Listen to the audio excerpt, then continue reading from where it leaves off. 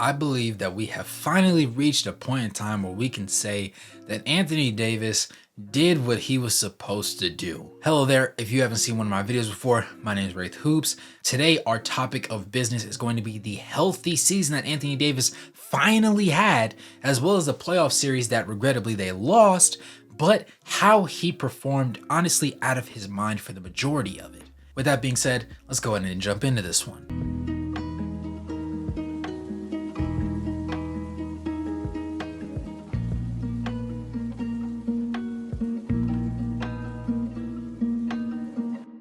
Anthony Davis has been widely regarded as being a top 10 to top 5 player in the NBA when healthy. That has been the biggest thing. So much so that in his first 7 seasons in the NBA, he spent them with the New Orleans Pelicans and the Hornets when he was originally drafted, but he played in a total of 466 games, which breaks down to 66.5 games per season. Since he joined the Los Angeles Lakers in the 5 seasons that he has been with them so far, he has played in just 270 games, which works out to 54 per season. I'll spare us the time of pulling out this season's numbers because this season is the healthiest season he's had in the purple and gold uniform.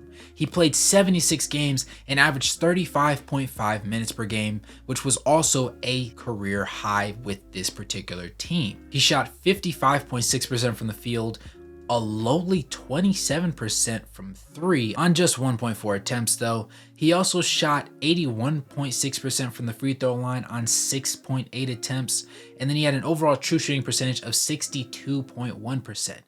Add that to the 12.6 rebounds, 3.5 assists, 1.2 steals, and 2.3 blocks to just 2.1 turnovers that he had this season, and overall that 24.7 points, and things look really darn good for the guy. Yes, that was his healthiest season to date. Yes, he has finally found his way to be a really strong presence.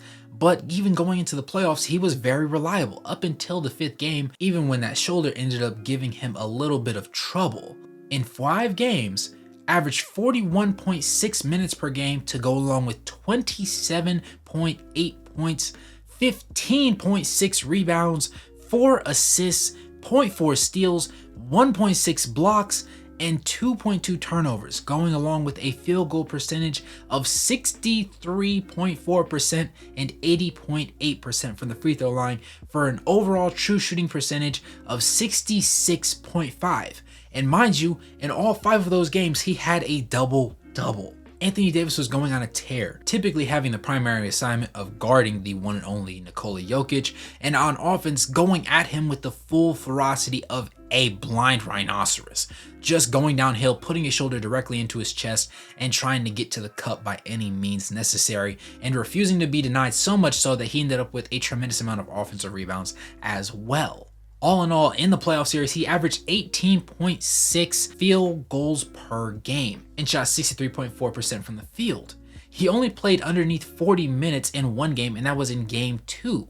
He played 39 minutes. Overall, he had 2 positive games with a box score plus minus and 3 in the negative, with the negatives being -12, -4, and -4, and the positives being 0 and +11 being obviously the game that they won before getting that gentleman sweep treatment. Overall, his average game box score plus minus was a simple -1.8, and some of that can be attributed to the lineups that were run, as well as a lot of the coaching scheme stuff that ended up occurring.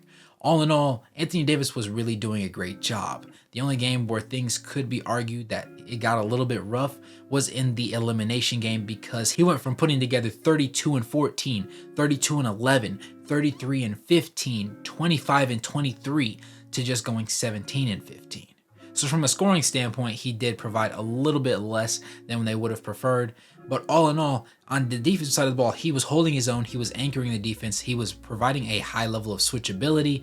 And honestly, he was just doing any and everything that he could to put his team into the position to win. And coming from a guy that's always so injury riddled and prone, coming into the playoffs and upping his minutes and him still being able to stay out there on the floor and play with everybody, the person that was filling in his minutes when he was not on the court was Jackson Hayes. And if you guys don't know Jackson Hayes or are not familiar with Los Angeles Lakers basketball, I'll tell you the issue with that. Jackson Hayes is a young player. He is a very athletic player, but a young player nevertheless. He doesn't necessarily have the bag or the intelligence or the understanding to do what needs to be done in the playoff or a setting. And when it comes down against the one and only Nikola Jokic at your position, things just don't look like they're going to end very well. And they didn't, because for the most part, Jackson Hayes was terrible. Mind you, Jackson Hayes filled in 4 of the playoff games. He ended up obviously getting no starts and averaged exactly 6 minutes. If Anthony Davis was averaging 42 minutes per game effectively, that means Jackson Hayes was playing the other 6 to make the full 48. This man, Jackson Hayes, was so egregious against particularly the Denver Nuggets that it put Anthony Davis into conflict so much to the point where Darvin Ham had to play him such a significant number of minutes. Jackson Hayes in 6 minutes averaged 0.3 points, had 3 rebounds, 0.3 assists, and 0.5 turnovers. He shot 50% from the free throw line and had an overall true shooting percentage of 17% because he did not hit a shot when he was in the game. For reference, he only attempted 2 field goal attempts in that time and attempted also 2 free throws. Ironically enough, in those 4 games, he had a box score plus minus of a positive number in 3 of them, being 0, 2, and 6, and a -1 in just 1 of those. That said, the game that he had the highest at +6, he also played a high in minutes at 7 and ended up getting that 1 free throw to go along with 5 rebounds and 2 turnovers. All in all, Anthony Davis is a significant upgrade by consideration when you look at Jackson Hayes. Not to say that Jackson Hayes won't be a solid center in the future, but right now he just can't provide the Lakers with what Anthony Davis could. And that's what makes Anthony Davis's play this season so stellar, so impressive, and just honestly makes it so necessary for us to appreciate the greatness that he showed us this year. Yes, we can't guarantee that he's going to do this every single season, but when he's healthy and when he plays the game the way that he really wants to, it's honestly really fun to watch, and I think that it's very conducive to success when it comes to the Los Angeles Lakers.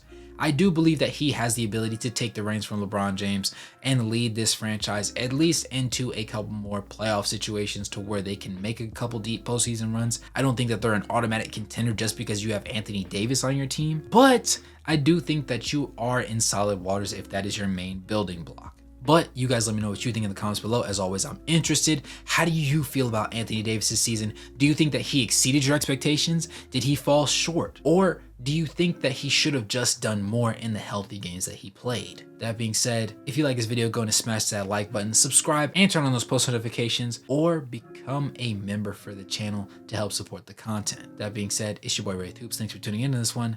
As always, good morning, good evening, and good night, no matter where you're on the globe watching. Thanks for tuning in. And I'll catch you guys in the next one. Peace.